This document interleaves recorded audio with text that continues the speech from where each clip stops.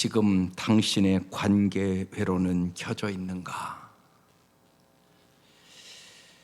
우리는 기쁨이 충만한 새해 되게 하소서 이렇게 기도하며 새해를 시작했고 지난주 말씀 나눴습니다.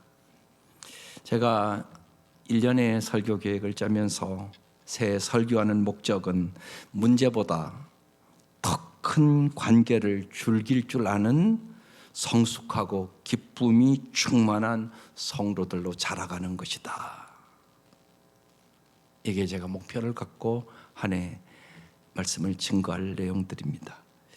하나님은 우리를 함께 할 때 행복한 존재로 만드셨습니다.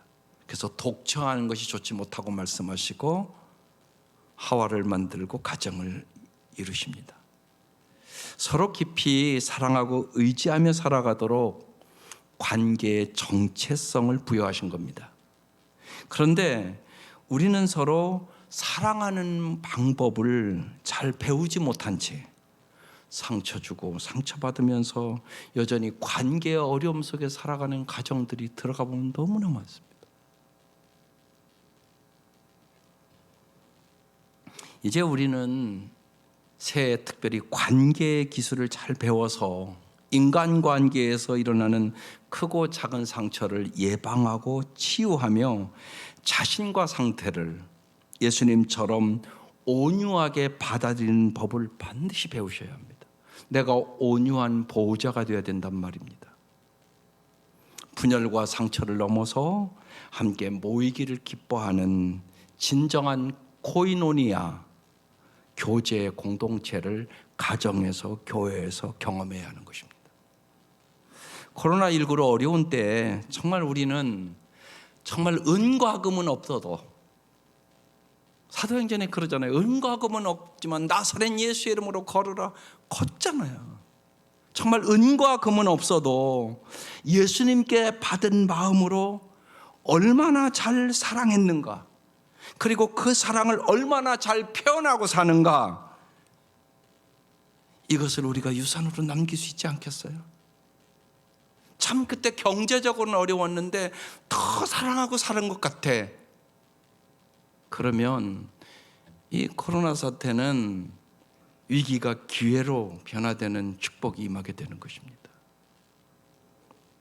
여러분이 생각하기에 정말로 신앙생활의 가장 중요한 것은 무엇입니까? 우리가 가정교회를 시작하면서 맨 처음 생명의 상 공부 딱 시작하면 첫 번째 서론에 딱 하는 얘기가 신앙생활의 가장 중요한 것은 관계다. 이것부터 시작합니다. 오늘 이 말씀으로 같이 나눕니다.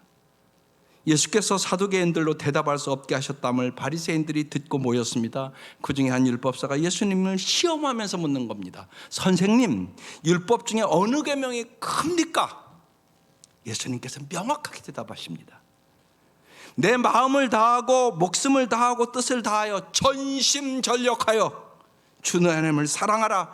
이것이 첫째로 가장 중요한 거다. 다음, 둘째도 그와 같으니, 첫째와 똑같으니 내 이웃을 내 자신과 같이 사랑하라. 이 두 계명이 온 율법과 선지자의 강령이니라. 이거 다 성경 간단하게 하나님 사랑하고 이웃 사랑하는 것이 성경의 모든 핵심 내용이다. 이렇게 아주 명확하게 정리해 주셨습니다. 신앙의 핵심, 하나님 사랑하고 이웃 사랑하는 거, 사랑하고 살아가는 거, 사랑의 관계를 맺고 살아가는 거, 이게 신앙의 핵심입니다. 종교생활 열심히 해도 관계가 좋지 않다, 그러면 하나님 보시기에는 신앙생활을 올바로 하는 것이 아닌 것입니다.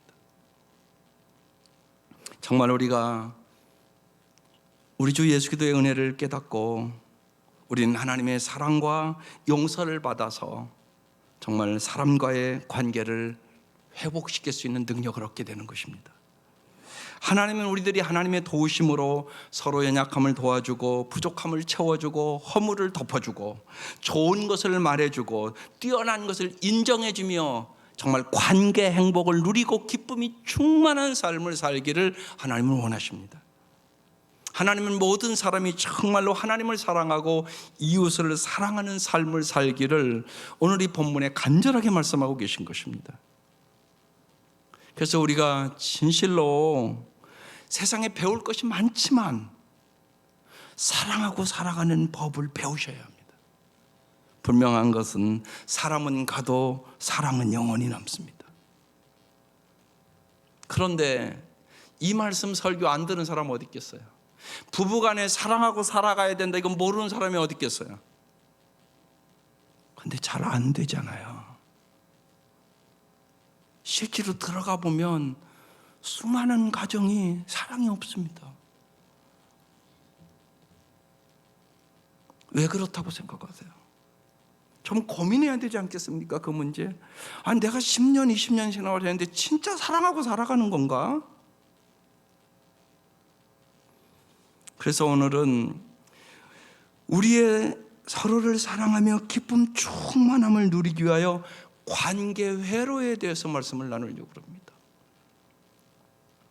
우리가 전화를 하다가 회로가 좋지 못하면 잡음이 들리고 소리가 끊어지고 때로는 말이 잘 안 들리면 짜증나잖아요. 인간관계도 마찬가지란 말입니다. 관계 회로가 켜져 있어야 하나님도 사랑하고 사람도 사랑하고 행복한 관계 속에 살아갈 수 있습니다. 행복한 관계는 언제나 생명을 줍니다. 그러나 잘못된 관계는 언제나 삶을 파괴하고 상처를 줍니다. 나는 문제를 보고 사는 사람입니까? 관계를 보고 사는 사람입니까? 우리 자신을 잘 점검해 보셔야 합니다. 관계 회로가 꺼지게 되면 어떤 현상이 나타나는가, 이것을 우리는 오늘 이 시간 통하여 꼭 알아야 됩니다. 우리의 머리에는 관계 회로가 있습니다. 첫 번째, 그럼 관계란 무엇인가? 사전적인 정의는 이렇게 되어 있습니다. 관계란 혈연 또는 결혼을 통해 맺어진 사람들 간의 연결성이요, 타인들과 연결된 상태다. 이게 관계에 대한 정의입니다. 관계를 깨트리는 것이 트라우마입니다. 트라우마란 뭐냐? 외부에서 일어난 충격적인 사건으로 인하여 발생한 심리적인 외상을 말합니다. 내가 고통 가운데 있을 때 도움을 받을 대상이 아무도 없고 같이 있어도 내 마음을, 내 아픔을 공유할 수 없다고 생각하게 되면 그것이 트라우마의 경험으로 내 뇌 속에 딱 남아 있습니다. 그래서 피터 레빈이라는 박사가 이런 얘기를 합니다. 트라우마는 고통의 크기에 따라 결정되는 것이 아니다. 나를 긍휼히 여기는 존재가 있느냐 없느냐, 내가 진짜 어려울 때 그거에 따라 결정되는 거다. 그렇게 연구 발표를 했습니다. 우리가 고통당하고 있을 때 자신과 함께하는 것을 즐거워하는 누군가가 있으면 그 고통을 잘 이길 수 있는데, 그 누구도 자신의 고통에 함께하는 자가 없고 홀로 남겨졌다는 생각이 들고, 당하는 고통이 자신이 감당할 수 있는 용량을 넘어서게 되면 그때 트라우마가 생겨나게 되고, 그러면 그 자리에 이제 발이 묶여서 옴짝달싹 못하게 되는 겁니다. 예를 들어서 도둑이 우리 집에 들어왔는데 막 두려움이 있다 그러면요, 도둑이야 이 소리가 나옵니까 안 나옵니까? 말이 안 나와서 못하는 겁니다. 머리는 소리를 질러야 되는데 두려움이 먼저 딱 왔기 때문에 그냥 발도 딱 멈춰서고 말도 못하고 그렇게 되는 겁니다. 이 트라우마가 6가지의 큰 감정을 우리의 뇌에 만들어냅니다. 슬픔, 수치심, 화, 두려움, 역겨움, 절망감. 이런 것들이 과거에 우리의 삶에 있었으면 그게 머리에 저장이 돼서 우리의 관계를 파괴해버리게 됩니다. 따라서 우리는 고통을 잘 처리하는 법을 반드시 배우셔야 합니다. 고통이 잘 처리되고 소화되면 그것은 지혜로 선을 이루는 일로 긍휼과 공감의 사람으로 하나님과 다른 사람을 더 깊이 사랑하는 사람으로 변화시킵니다. 대표적인 사람이 요셉과 같은 사람입니다.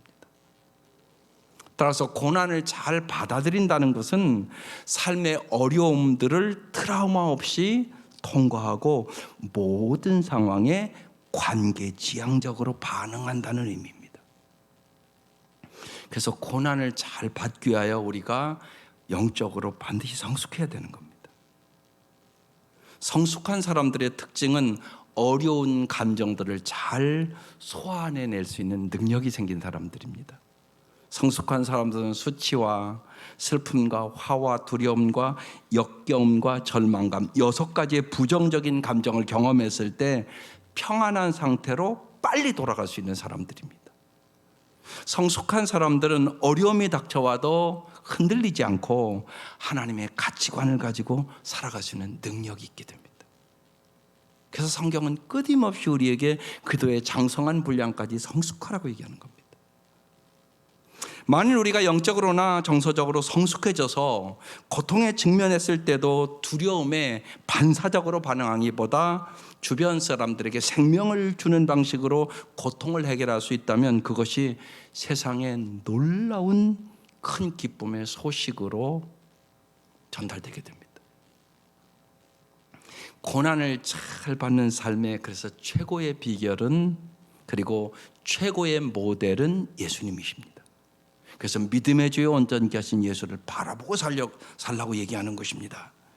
어려울 때마다 십자가의 고난을 잘 받아내신 예수님을 진짜 내가 바라볼 때 예수님의 그 능력이 나에게 임하는 겁니다.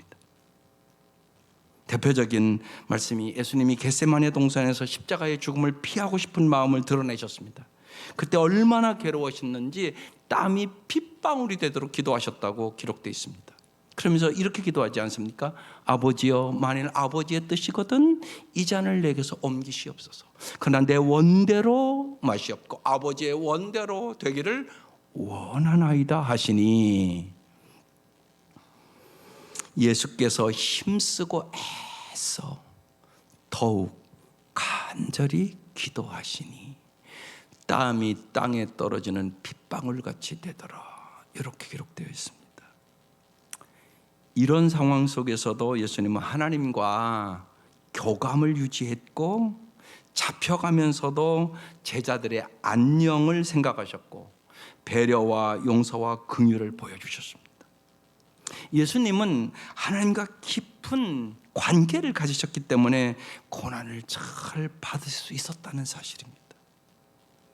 하나님은 우리를 예수님처럼 살아갈 수 있도록 우리를 초대하는 것입니다. 이 땅에는 죄악이 많고 환경의 어려움도 있고 악이 많아서 여러분 고통은 여러분이 원하든 원치 않든 반드시 오는 겁니다.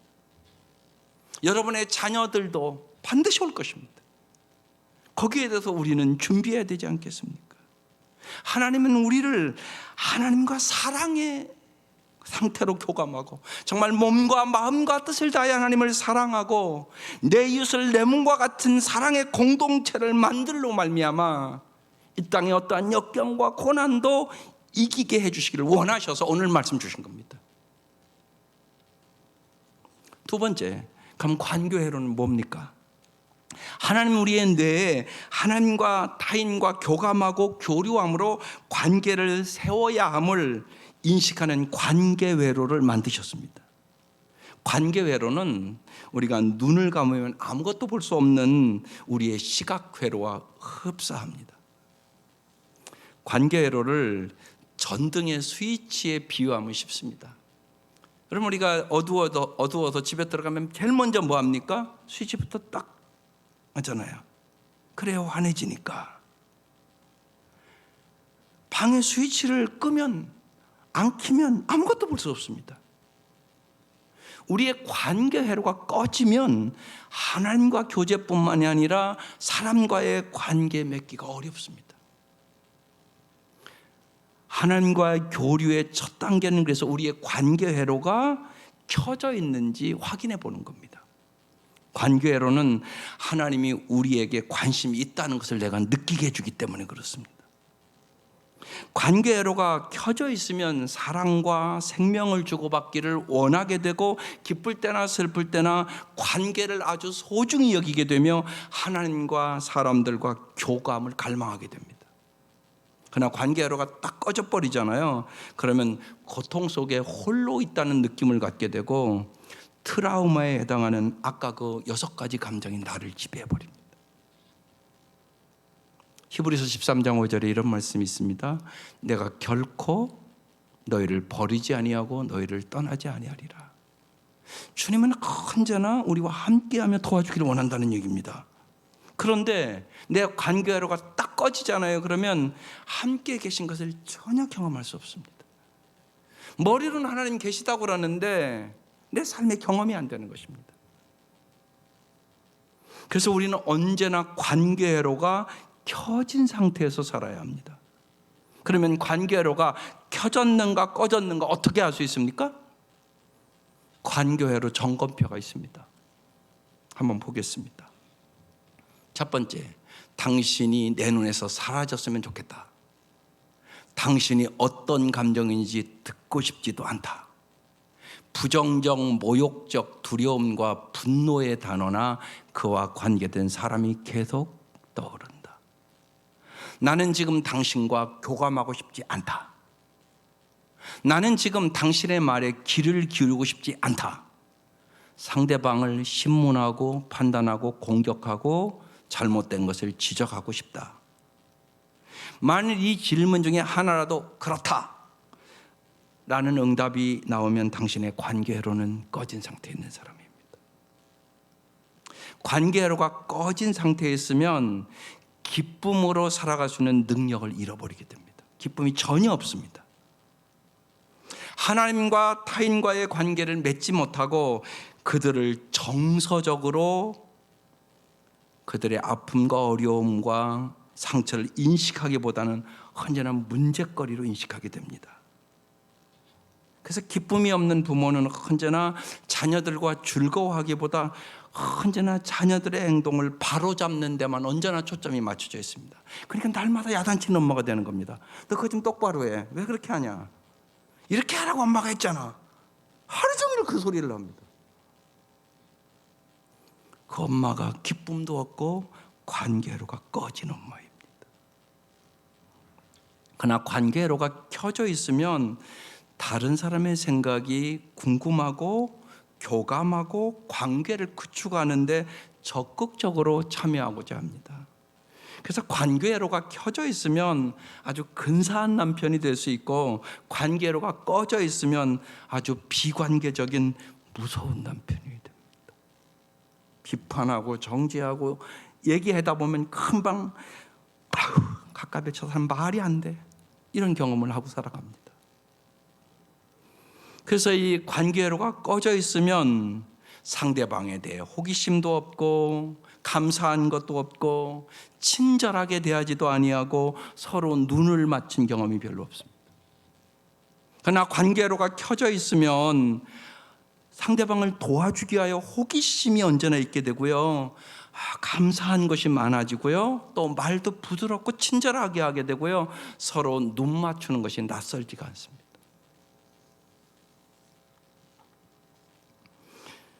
그래서 반드시 꺼진 관계 회로가 다시 켜져야만 관계상의 갈등과 관련된 모든 것이 더 좋아질 수 있습니다. 그런데 많은 사람들이 관계 회로가 꺼진 채로 관계를 세우려고 자꾸 합니다. 다른 사람이 우리에게 이런 말을 할 때 우리는 관계 회로가 꺼진 상태임을 잘 자각해야 합니다. 나한테 갑자기 짜증을 내고 신경질을 냈어. 당신이 분위기를 싸늘하게 만들었어. 마음에 안 든다는 눈빛으로 나한테 다가왔어. 그렇게 당신이 쳐다봤잖아. 이런 말을 누가 딱 했다면 지금 내 관계로가 꺼진 사람입니다. 사람이 그렇습니다. 벌써 이 눈빛만 딱 봐도 그 눈빛이 사랑의 눈빛인가 아닌가 압니다. 어제 주례 했잖아요. 신부가 훨씬 좋아하대요. 신부가 막 싱글벙글이야. 그래서 신부가 신랑을 되게 좋아하는구나. 중하기는 긴장했어. 근데 신부는 전혀 긴장을 안 하더라고요. 그래서 신부가 되게 신랑을 좋아하는가 보나, 그게 제게 느껴졌어요. 그 눈빛에 벌써 있단 말이에요. 여러분 진짜 잘 생각하세요. 나의 눈빛은 정말 내 아내를 사랑하는 눈빛일까? 안 그럴 수 있습니다.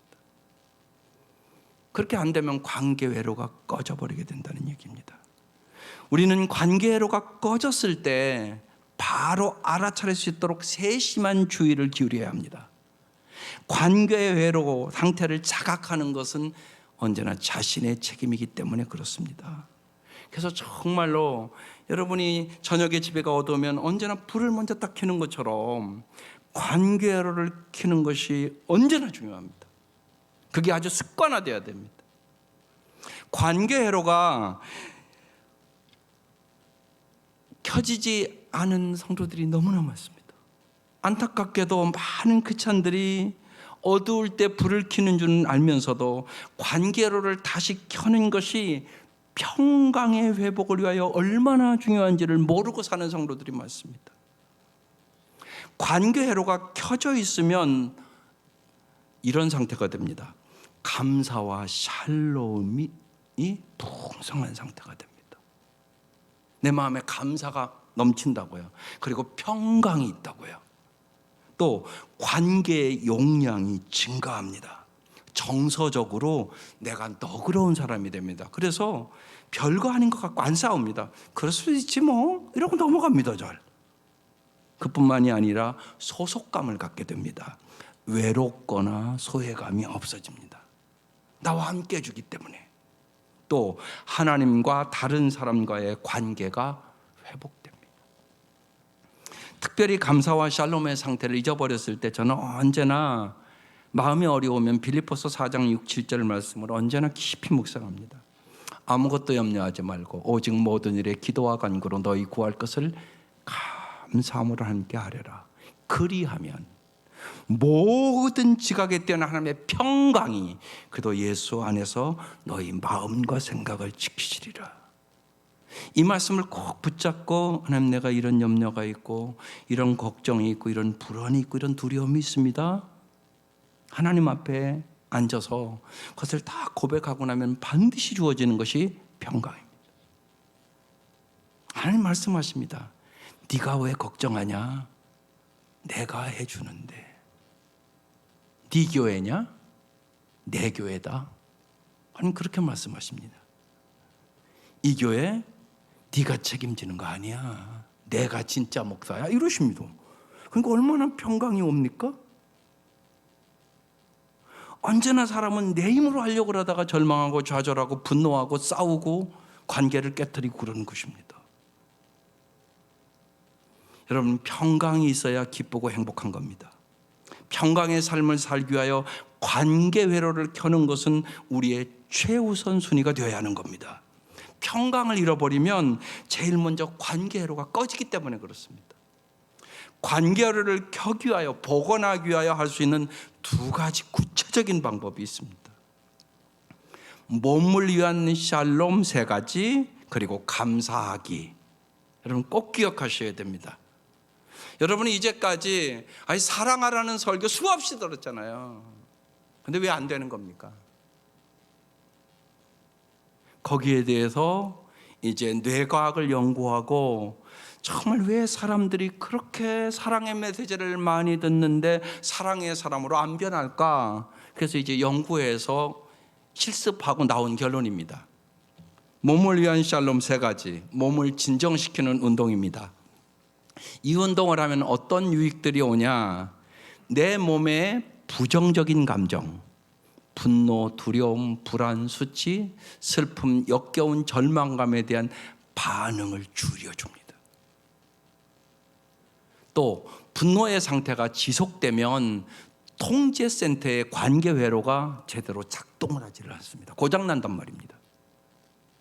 또 뇌에서 분비되는 스트레스 호르몬을 완화시켜줍니다. 그래서 몸을 위한 샬롬 운동을 꼭 여러분이 연습해서 습관화하셔야 되는 것입니다. 내 몸의 샬롬 3가지는 다음과 같습니다. 이건 좀 따라서 해보셔야 됩니다. 첫 번째, 깜짝 놀라기입니다. 해보시라고요.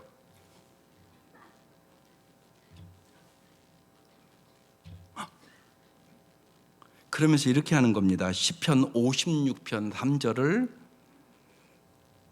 고백하는 겁니다. 내가 두려워하는 날에는 내가 주를 의지하리다, 이 말씀입니다. 내가 두려울 때 주님을 의지합니다. 내가 화가 날 때 주님을 의지합니다. 내가 불안할 때 주님을 의지합니다. 내가 화가 날 때 주님을 의지합니다. 이건 해보면 합니다. 그때 내 마음속에 분노나 두려움들이 평강을 쳤습니다. 이게 깜짝 놀라기입니다. 이걸 어떻게 발견을 했냐? 어린아이들에게 발견했습니다. 어린아이는 지가 방귀 뀌고도 깜짝 놀랍니다. 어린아이들을 차를 태우고 이렇게 보면 어린아이들은 별거 아닌 거에 깜짝 놀라, 아빠 저게 뭐야? 이러고 막 깜짝 놀라고 그럽니다. 근데 어른들은 별로 안 놀랍니다. 근데 그 깜짝 놀라는 것이 몸의 회복의 역사를 일으키는 것입니다. 이게 과학적으로 증명된 겁니다. 이게 첫 번째, 깜짝 놀라기입니다. 깜짝 놀라면서 꼭 그 얘기를 합니다. 내가 두려울 때 주님을 의지하나이다. 내가 염려될 때 주님을 의지합니다. 이 고백을 하는 것입니다. 그때 주님의 역사가 있단 말입니다. 두 번째는 하품하는 겁니다.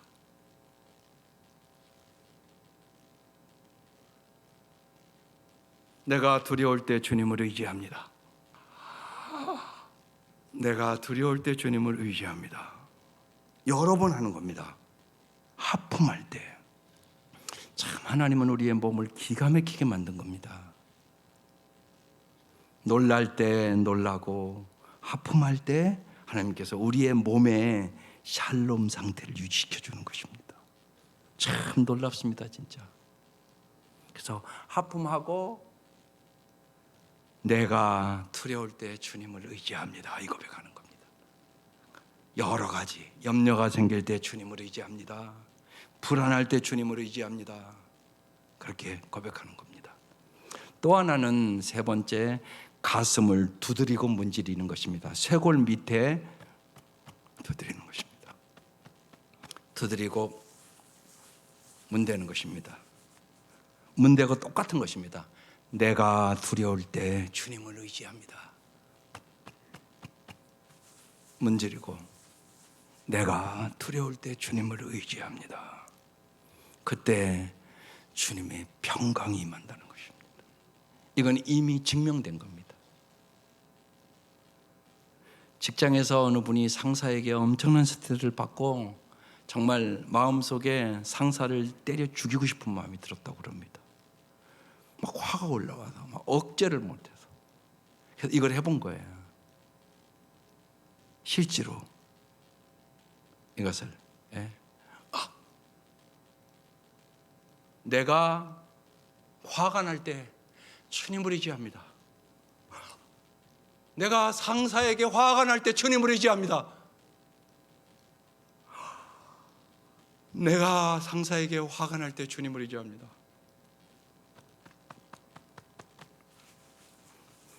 내가 상사에게 화가 날 때 주님을 의지합니다. 그러니까 마음이 쫙 가라앉고 자기의 분노가 사라지고 자기의 몸이 평강을 찾더라는 것입니다. 이건 여러분 이론이 아니에요. 실제적으로 해보셔야 됩니다. 여러분이 해보시고 다른 사람에게도 가르쳐 주셔야 되는 겁니다. 그래서 성도들이 함께 평강을 누려야 되는 것입니다. 이것이 첫 번째 몸을 위한 샬롬 운동입니다. 꼭 여러분 습관화 될 때까지 하세요. 여러분 삶에 끊임없이 불안도 있고 염려도 있고 두려움도 있고 화가 날 때도 있고 언제나 두려움이 있습니다, 인생에는. 두 번째는 감사하기입니다. 감사하기. 요새 감사하기 계속 쓸 텐데 여러분 포기하지 말고 습관화 될 때까지 쓰셔야 됩니다. 하루 감사한 것을 5가지 정도 쓰고 함께 꼭 가정에서 나누면 정말 여러분 행복한 가정 될 수 있습니다. 이게 감사하다는 게 당연한 게 아닙니다, 여러분. 주님이 왜 우리에게 범사에 감사라고 말씀하셨겠어요? 이 감사할 때 주님의 능력이 나타납니다. 반드시 감사하는 가정은 행복해집니다. 그래서 꼭 여러분 계속적으로 습관화될 때까지 해야 됩니다. 그래서 함께 가정에서 오늘 감사한 일이 뭔가 같이 나누고, 목장에서도 카카오톡으로 방을 개설해서 오늘 감사한 일을 서로 나누고, 꼭 그렇게 해보시기 바랍니다. 이건 이론이 아닙니다. 반드시 연습해서 습관이 되어야 되는 것입니다. 좋은 습관은 반복을 통해서 이루어지는 겁니다. 그렇지 않으면 여러분 이렇게 구체적으로 가르쳐줘도 여러분 그냥 듣고 안 하면 똑같은 일을 경험하게 됩니다. 분노 하나 내가 참지를 못합니다. 두려움 하나 내가 참지를 못합니다. 그러면 똑같은 변하지 않는 삶을 살아가게 되는 것입니다. 내 몸에 평강이 없기 때문에 그렇습니다. 많은 사람들은 관계 회로를 복원해야 한다는 사실을 알지 못하기에 문제에 언제나 집중합니다. 그래서 관계를 회복하기보다는 옳은 일을 행함으로 스스로 문제를 해결해 보려고 한단 말입니다. 관계 회로가 꺼진 채로 옳은 일에 매달리게 되면 그것은 하나님 나라의 관점에서 볼 때 관계 회복을 더욱 가로막는 결과를 초래하게 됩니다. 절대로 사랑의 사람 못 됩니다. 옳은 일을 하는 사람일수록 통계적으로 남을 충고하고 조언하고 평가하고 판단하고 비판하고 정죄하는 사람들이 훨씬 많더라는 것입니다. 그래서 관계 회복이 안 됩니다. 충조 평판하는 사람이 어떻게 남을 예를 들면 허물을 덮어주고 감싸고 그럴 수 있겠습니까? 박성심이라는 아주 양 부부 갈등이 너무나 심하고 정말 제가 어제 주례하면서 그랬어요. 싱글싱글한 부부가 있고 징글징글한 부부가 있다고. 정말 기쁨이 충만해서 싱글벙글 살아가는 부부가 있는가 하면 너무나 관계가 어려워서 아이고 징글징글하다 그렇게 살아가는 부부가 있단 말입니다. 실제로. 그런데 이 박섬심이란 여인이 그렇게 살았던 아주 징글징글한 삶을 살았던 사람입니다. 이분이 관계회로를 배웠어요. 그리고 그가 간증을 이렇게 기록해 놨습니다. 내 삶을 돌아볼 때 바리새인과 같은 모습이 내 안에 많았음을 깨달았습니다. 바리새인들은 꺼진 관계회로 상태에서도 옳은 일만 많이 하면 자신들이 의로워진다고 생각했던 사람들입니다. 나도 그 바리새인 중에 하나입니다. 내 속에 관계회로가 꺼져 있을 때에도 나는 좋은 크리스찬이라면 꼭 해야 된다는 일들을 아주 열심히 했습니다. 중고등부 전도사로도 일하고 선교사로도 일하고 성경 공부도 열심히 하고 기도에도 열심히 참석했습니다. 하지만 결혼 후에 모든 것이 달라졌습니다. 관계로가 꺼진 채로 옳은 일을 많이 하려는 노력은 남편과의 관계를 세우는데 오히려 방해가 됐습니다. 부부관계를 고쳐보려고 애를 쓰면 쓸수록 더 깊은 절망감에 빠졌습니다. 관계회로가 꺼졌을 때는 예수님이 우리 부부관계를 도와주는 분이라는 생각이 들지 않았습니다. 그래서 예수님과 친밀한 관계도 중단되었죠. 그 당시에 나는 하나님이 나를 돕기 위해 나와 함께하고 있다는 사실을 인식하지 못한 채 살고 있으면서 내가 하나님을 위해 모든 일을 열심히 한다고 생각을 했습니다. 이제 하나님께 겸손히 나아가 하나님의 도움을 청하기 시작하면서 그리고 계속적으로 관계 회로를 켜는 상태로 돌아가는 연습을 반복하면서부터 내 삶은 징글징글한 생존의 수준에서 꽃 피우는 삶으로 바뀌게 됐습니다. 이분이 몇 년 전에 정말 온누리교회에 와서 이 간증을 하시더라고요. 여러분, 관계회로가 이렇게 중요한 일입니다. 우리는 하나님의 평강이 사라졌을 때 이 변화를 인지함으로 관계회로가 꺼진 것을 파악할 수 있습니다. 하나님과 삶을 나누고 하나님의 뜻을 행하면 매 순간 우리는 하나님의 평강 가운데 살 수 있습니다. 사랑하는 성도 여러분, 오늘 구체적인 얘기를 했습니다. 설교는 듣는 것으로 끝나는 게 아닙니다. 몸을 위한 샬롬 운동을 꼭 하십시오. 아까 6가지 감정은 모든 사람에게 내재되어 있습니다. 특별히 내 자라온 환경이 무지하게 예를 들면 사랑도 못 받고 역경과 고난과 많은 상처가 있는 사람들은 반드시 해야 됩니다. 그렇지 않고는 그게 수시로 그 과거의 그 감정들이 나를 지배합니다. 그래서 내가 아무리 설교 듣고 사랑하고 살아야 되지 그래도 그것이 딱 발생하게 되면 감정이 먼저 딱 반응해 버립니다. 그래서 안 되는 겁니다. 이게 사랑하고 살아야 된다고 생각해서 되는 게 아니란 말입니다. 언제나 감정이 더 먼저 반응을 하기 때문에 그렇습니다. 그래서 이 몸을 위한 샬롬 운동, 깜짝 놀라기, 하품하기, 그리고 가슴 두드리며 문지르기, 이 3가지 잘 해보시고 또 날마다 정말로 감사 일기를 쓰세요. 5가지 감사 꼭 하고 감사를 같이 가족들과 나누고, 그러면 우리가 관계로가 꺼졌을 때 어떻게 관계로의 기능을 복원할 수 있을까? 그걸 여러분이 경험하게 되고 그 연습을 하면서 아름다운 관계를 가지고 기쁨이 충만한 삶을 사는 방법을 깨닫게 되는 것입니다. 진실로 온 성도들이 날마다 관계로가 켜졌는가 꺼졌는가, 그것이 최우선 순위로 딱 여러분이 점검돼서 날마다 어려울 때마다, 관계가 어려울 때마다, 나의 감정이 너무나 힘들고 외로울 때마다 여러분 관계로를 켜고 주님이 주시는 3가지 몸의 샬롬을 위한 운동과 감사 운동을 함으로 기쁨이 충만한 삶을 살아가는 새해 될 수 있기를 주의 이름으로 축원합니다. 기도드리겠습니다.